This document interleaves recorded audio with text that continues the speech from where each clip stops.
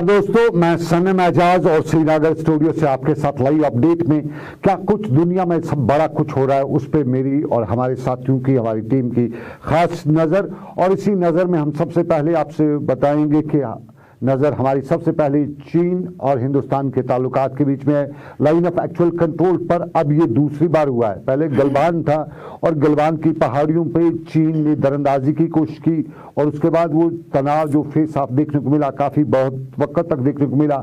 मीटिंगों पे मीटिंग्स हुई, कुछ यूं भी लगने लगा कि जंग भी होने वाली है और फिर किसी हद तक खामोशी भी दिखाई दी। लेकिन एक खामोशी कहीं ये बड़े तूफान का पेशखीमा तो नहीं है, कुछ लोग ये भी बता रहे थे और अंदाजा होने लगा कि बहुत कुछ होने वाला है।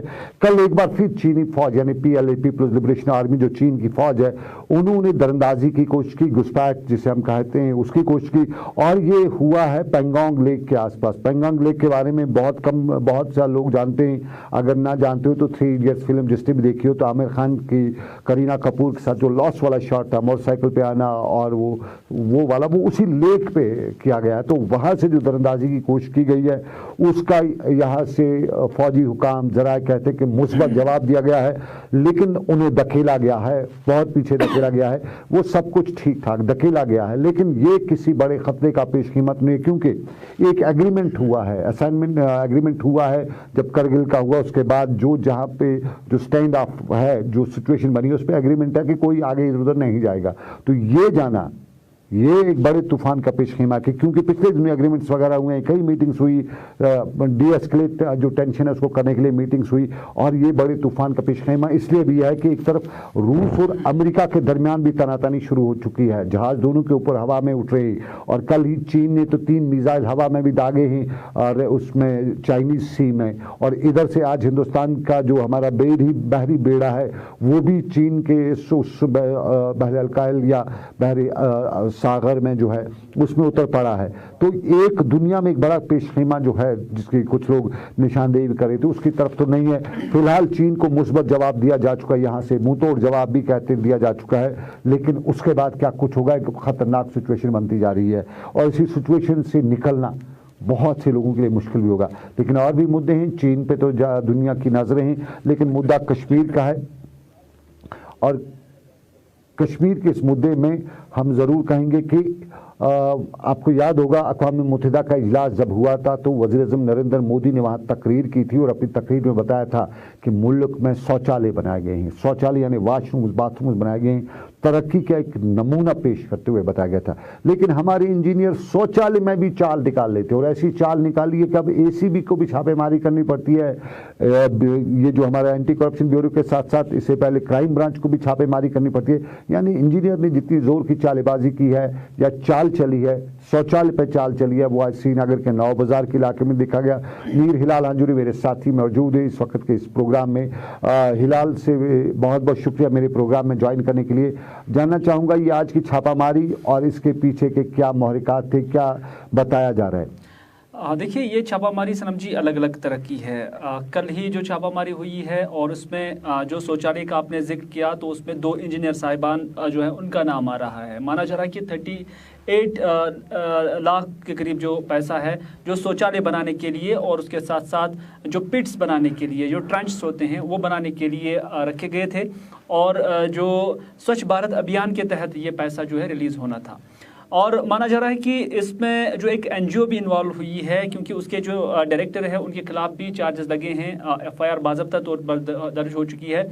माना जा रहा है कि ये शौचालय ज़मीन पर बने नहीं, ये एलिगेशन इस तरह हैं और FIR भी कहीं ना कहीं यही बनी हुई है कि ये शौचालय ना ही बने हैं, इस पर जो रकम है वो निकाली गई है और जो NGO इसमें इन्वॉल्व है, NGO ने ही ये काम करना था लेकिन नहीं हो पाया। लेकिन अप्रूवल म्यूनसिपल कॉरपोरेशन से मिला है और इसमें जो बराह रास्त कुछ अफसरान इसमें मुलविस थे, जो इंजीनियर साहिबान उसमें मुलविस थे, कहीं ना कहीं उनकी पकड़ दकड़ अब शुरू हो गई है, उनके खिलाफ जो है मामला दर्ज हुआ है।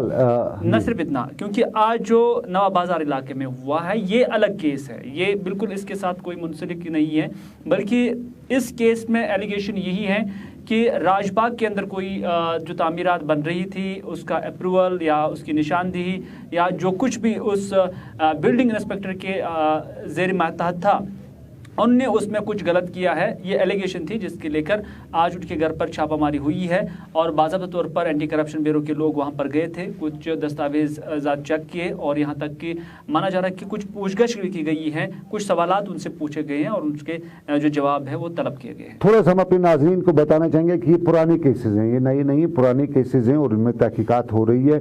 और जिस तरह मैं अभी हिलाल को भी बता रहा था, अपने नाज़रीन को बताना चाहूँगा कि स्वच्छ भारत अभियान में शौचालय बनाने हैं और पैसे भी निकाल लिए हैं। मैं लोलाब के, मैं जो मेरा आबाई इलाका में आज वहाँ पे था, तो मुझे बहुत से सरपंच मिले, बहुत से पंच मेंबरान मिले और शिकायत की कि वहाँ उनको पैसे नहीं दिए जा रहे हैं। जो शौचालय उन्होंने बनाए हैं फर्स्ट किस्त दी है, उसके बाद बाकी पे किस्त नहीं दी जा रही है।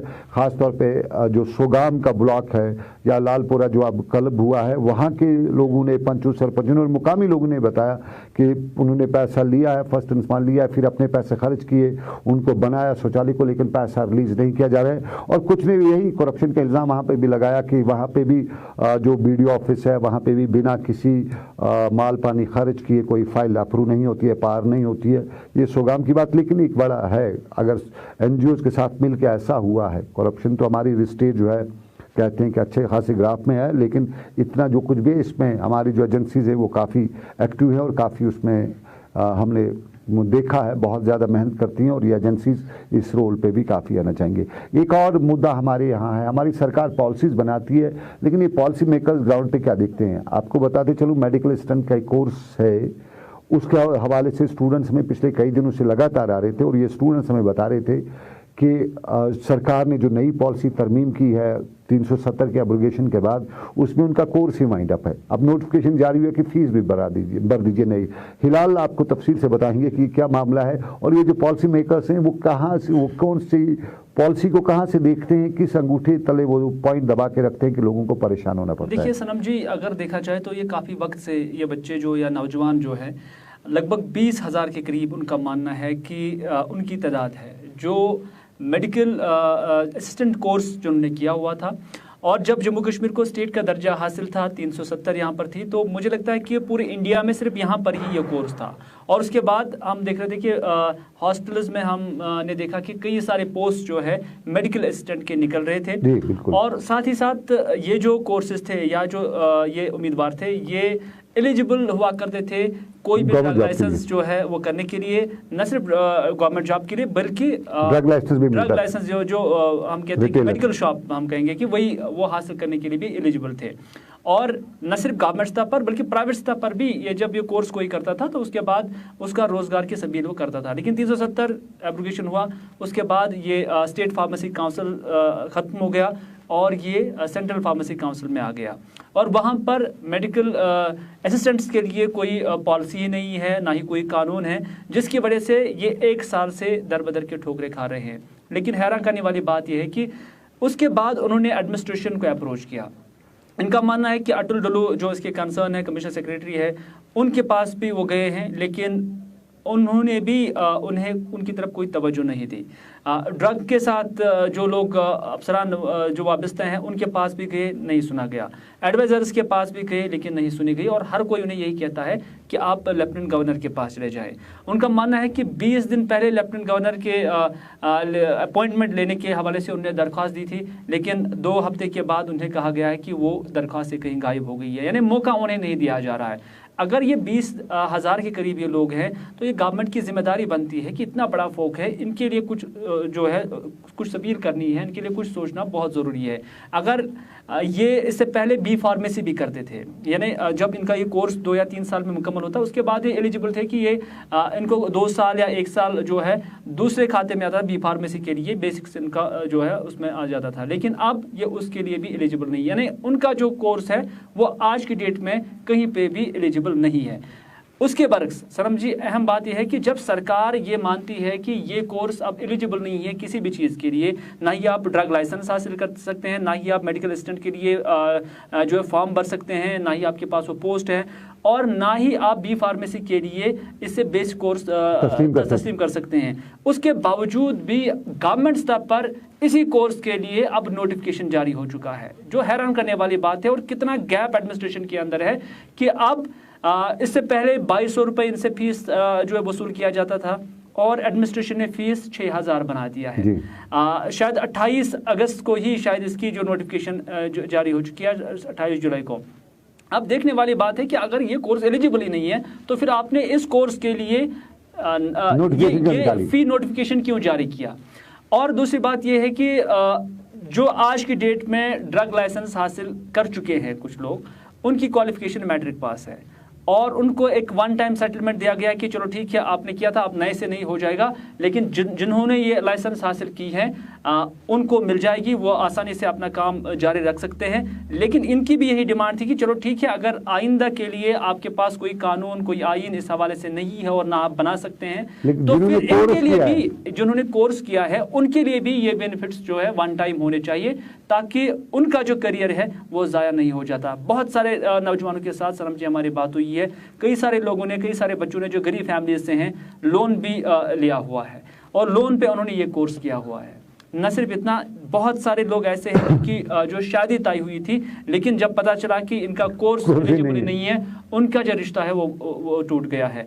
तो इस तरह की परेशानी हर बच्चे में है, अलग अलग तरह के बच्चे हैं। हमारे पास इन्हीं में से एक उम्मीदवार का जो पेरेंट है, बिल्कुल उन्होंने रोया, न सिर्फ हमारे पास रोया बल्कि जब वो एडवाइज़र बशीर अहमद खान के दफ्तर में भी गए वहाँ पर भी उन्होंने रोया, लेकिन कोई उनका पुरसाने हाल नहीं है, कोई उन्हें सुनने वाला नहीं। बिल्कुल ज़रूरी है हमारी एडमिनिस्ट्रेशन हलमा अफेयर्स पर जो लोग हैं वो सोचें समझें कि हमने क्या किया। हिलाल, आपका बहुत बहुत शुक्रिया, इस बीच में आप मेरे साथ जुड़े, हिलाल हमारे साथ जुड़े इस पूरे मामले के लिए बहुत बहुत शुक्रिया हिलाल। और अपने नाज़रीन को बताना चाहूँगा कि हमारी सरकार में, हमारी ब्यूरोक्रेसी में जो लोग हैं हलमा अफेयर्स में, वो कम से कम ये तो सोचें, एक ये सोचेंगे 20,000 लोग जो हैं इनका हम क्या करें।